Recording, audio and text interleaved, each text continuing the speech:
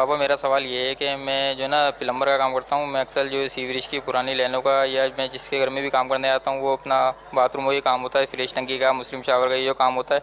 तो अक्सर जो है ना हमारे कपड़े जो है नापाक हो जाते हैं। और मैं जिसके घर में काम कर रहा होता हूँ उनको ये होता है कि बस कि जल्दी से काम खत्म हो।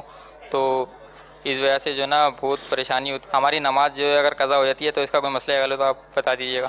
तो नमाज कज़ा करने की तो इजाज़त नहीं है। अगर सीवरेज का काम किया और वाकई का कपड़े नापाक हो गए तो इसके लिए चाहिए कि अलग से कपड़े का जोड़ा रखे, पाक साफ साथ हर वक्त जहाँ भी काम पे जाए कपड़े ले जाए साथ। नमाज का वक्त हो तो कपड़े चेंज कर ले, अगर कहीं नापाक पानी लग गया तो वो भी धो ले उस जगह को, नमाज पढ़े अपनी। नमाज तो पढ़नी पड़ेगी। यहाँ बापा एक मसले की तरफ मज़ीद तवज्जो दिलाऊंगा। जो भी सवाल किया गया कि हम यूँ घरों में जाते हैं, नमाज़ों के जो मसाइल होते हैं। अब ये इलेक्ट्रिशियन, कलर वाले, प्लम्बर, इस तरह के जो लोग होते हैं, अब भाई ये जब घरों में जाते हैं ना तो इस यहाँ दो मसले पर आपकी तवज्जो मैं यूँ दिलाऊंगा कि एक तो ये कि घर के अफराद यानी मर्द ये कहकर चला जाता है, ये बाहर भी ऐसा देखा जाता है कि वो प्लम्बर आएगा काम करवा लेना, वो इलेक्ट्रिशियन आएगा काम करवा लेना, वो कलर वाला आएगा काम करवा लेना, कारपेंटर आएगा वो किचन का ना उसका लॉक लगवा लेना।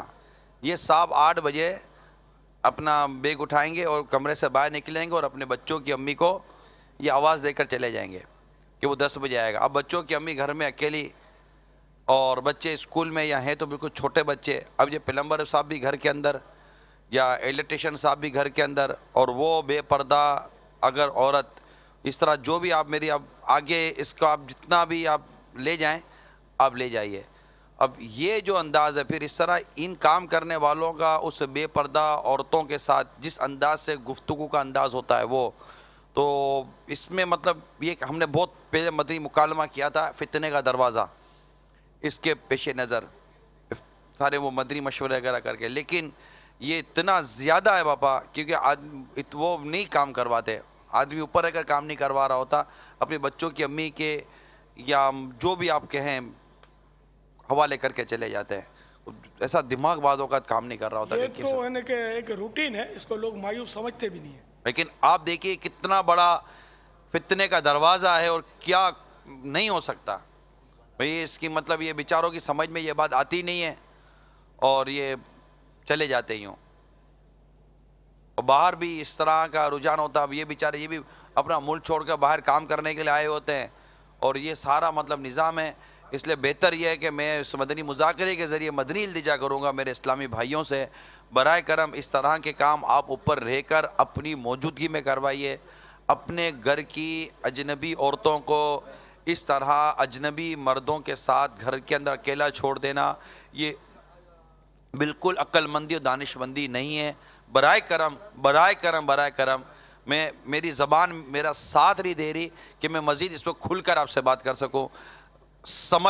उम्मीद है कि आप समझ गए होंगे कि क्या अर्ज़ करना चाह रहा हूँ। ऐसा शख्स दयूस है, ये गाली मैं नहीं दे रहा अपनी तरफ से, हदीस शरीफ में ये लफ्ज़ है दयूस है।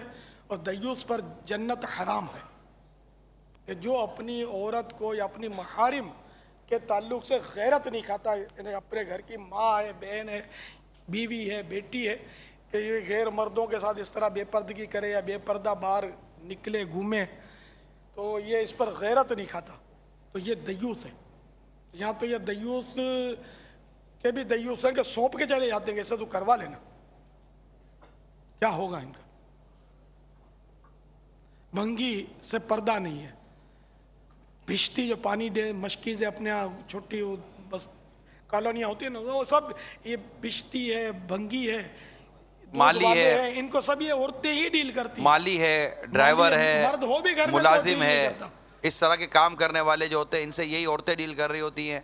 बाहर सब्ज़ी बेचने वाला रेडी वाला आया उसके पास चली जाएंगी। ये सारे मतलब काम ये इनके बेपर्दगी के साथ जो हो रहा होता है। फिर जो मैं जिस तरफ आपको इशारा दिलवा रहा हूँ कि घर के अंदर जो दरवाज़ा बंद होने के बाद जब बिल्कुल होश आदमी के उड़ जाते, तस्वुर इसका बहुत अजीब व गरीब है।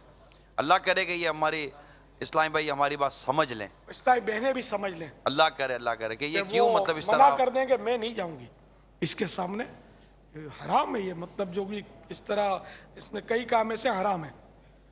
बेपर्दा औरत के साथ इस गैर मर्द का आना, और अगर इसमें वो खलवत सहीहा अगर पाई गई, ऐसा माहौल पाया गया वहाँ, ऐसा कमरा और इस तरह का, तो ये खलवत सहीहा, ये इसके तो फिर और भी आकाम है।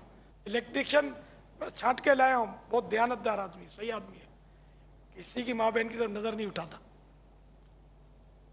तो इस तरह ही अपने मन को मना लेते, घर का आदमी है, अच्छा आदमी, शरीफ आदमी। एक फिक्स रक्शे वाला कर लिया